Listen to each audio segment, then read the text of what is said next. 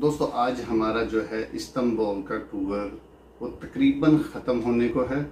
तो मैं आपके सामने इस होटल का रिव्यू रख रहा हूँ जिस होटल में हमारा स्टे था। इस होटल का नाम है होटल सांता सोफिया।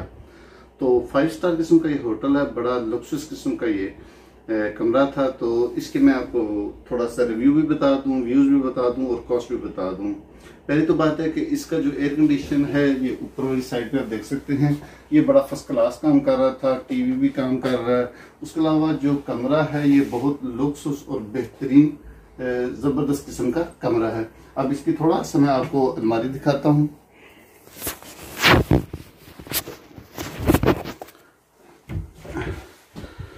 ये देखिए जी, ये बहुत कंफर्टेबल जगह है। यहाँ पर आप अपना जो है सामान वगैरह यहाँ पर रख सकते हैं।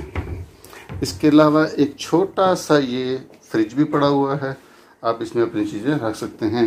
वॉशरूम जो है ये देख लें, साफ सुथरा बेहतरीन मार्बल लगा हुआ है।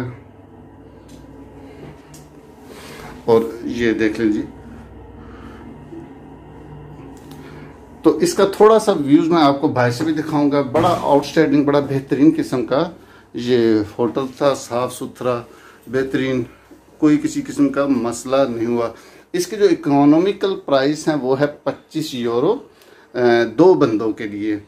तो अगर एक अकेला भी रहेगा तब भी इसके 25 यूरो ही होंगे।